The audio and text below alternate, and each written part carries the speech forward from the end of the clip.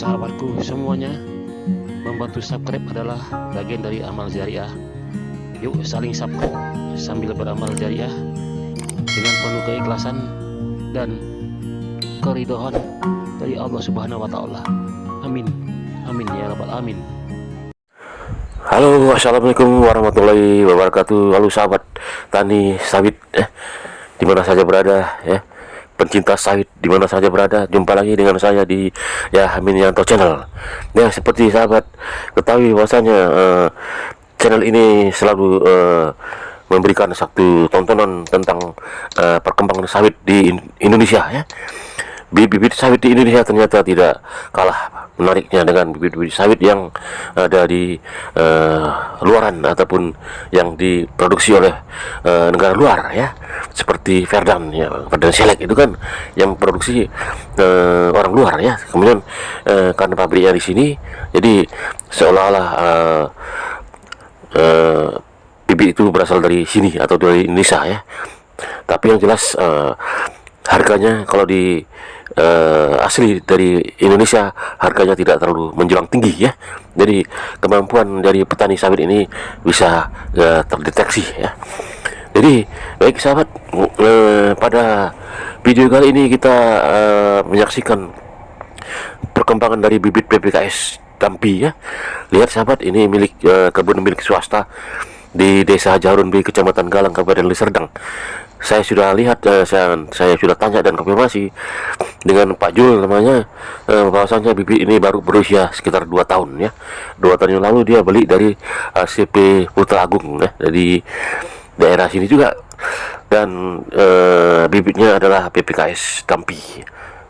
Nah, jadi kita lihat sahabat bagaimana perkembangannya. Kita tidak bisa memandang sebelah mata dengan bibit PPKS Dampi, bibitnya murah, kemudian terjangkau oleh petani kita, dan pada akhirnya itu semuanya tergantung kepada perawatan dari seorang petani, bagaimana cara merawatnya dari awal sampai berusia 2 tahun ini, kemudian pola tanamnya sahabat, kalau kita lihat sahabat, sebelum kita melihat hasilnya, buah yang sudah berbuah pasir, buah pertama, kalau saya lihat, saya perhatikan jarak tanamnya ada sekitar 8x8. Jadi pola tanam 8x8 dari Pak Sul ini sangat efektif.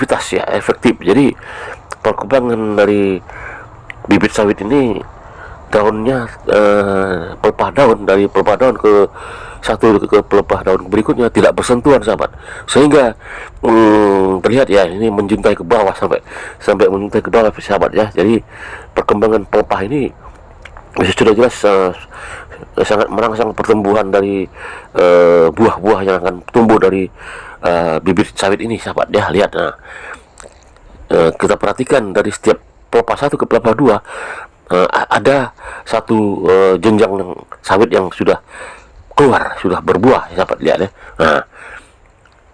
baru 2 tahun ini sahabat, jadi sudah menghasilkan uang, bahkan dolar kalau bilang Pak Dempi. Memang tidak banyak dia tanam ini, kira-kira ada 50 pohon, karena lahannya tidak berapa luas, tapi Pak Dempi, Pak Jul ini sangat yakin dengan bibit PPKS keluaran PPKS Dampi, lihat sahabat, keliling pinggang sahabat, ini baru berusia 2 tahun lebih, 2 tahun kurang lah, tapi luar biasa perkembangannya sahabatnya. Itu tadi kemungkinan Pak Jul ini menerapkan sistem tanam pola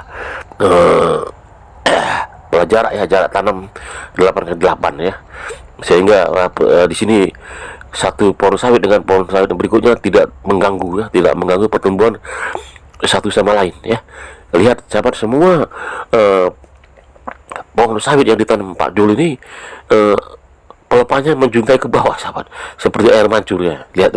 Jadi disitulah kalau kita secara logika bahwasanya sudah jelas itu adalah untuk merangsang pertumbuhan dari buah dan buah.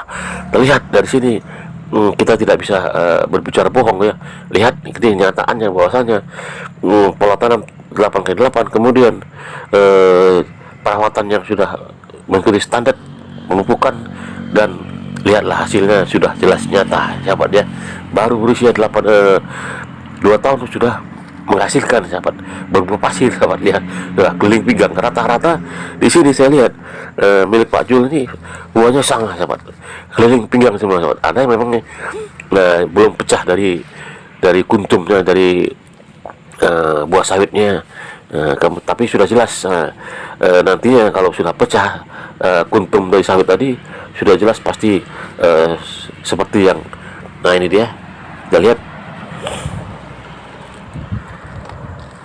Nah ini memang belum ada satu kuntum sawit ya, itu belum pecah ya, tapi dia sudah terlihat bahwasanya buah ini pasti akan meliling ya, keliling pinggang sahabat orang bilang ya. Jadi pola tanam yang ditetapkan oleh Pak Jul ya, di sini memang sangat bagus ya. Mungkin Pak Jul belajar dari petani lainnya mungkin ya. Kalau mau bagus buahnya, harus pola tanam, harus jarak jauh ya, 8x8 ya. Biasa ini yang normal dipakai oleh petani Indonesia ya. Kalau terlalu rapat, sehingga kalau terlalu rapat nantinya biasanya kurang bagus buahnya ya.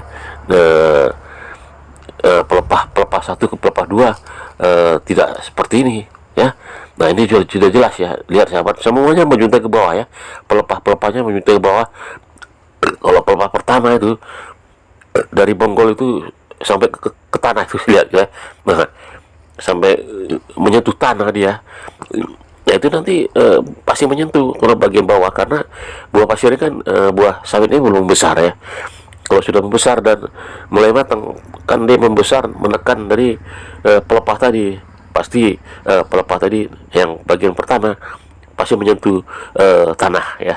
Nah, jadi di sini polanya sangat bagus yang diterapkan oleh Pak Jul, dan sudah memperlihatkan hasilnya yang sangat memuaskan ya. Jadi tidak tergantung dengan bibit yang mahal, padahal rumah Pak Jul dengan PT Perdan tidak jauh jaraknya, tapi dia tidak tergiur dengan harga yang mahal keluaran dari Perdan Select ya. Jadi di sini memang di samping pola tanam yang bagus, kemudian perawatan dan pemupukan yang sesuai dengan standar, pasti hasilnya yang pasti maksimal ya. Untuk keluaran PPKS memang bibitnya tidak salah ya. Itu semua tergantung kepada perawatan dari seorang petani ya, pengalaman dari seorang petani dalam hal untuk menanam pohon sawit yang berkualitas ya. Nah, jadi di sini yang penting menurut saya pola tanamnya ya, pola tanamnya harus penting, jarak antara satu pohon ke pohon berikutnya ini harus seperti ini ya, 8x8 ataupun 8x7 ya. Karena PPKS Dampi ini daunnya tidak terlalu panjang ya, tidak terlalu panjang, mungkin ada sekitar 3 meteran lebih ya. Jadi kalau 3 meter kali 3 ditambah 3 meter baru 7 meter ya.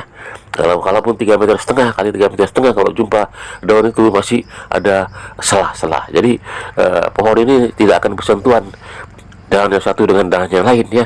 Nah, sehingga perkembangan daun itu jelas sangat perlu, dan pasti di situ pasti di situ dibarengi dengan pertumbuhan buah ya.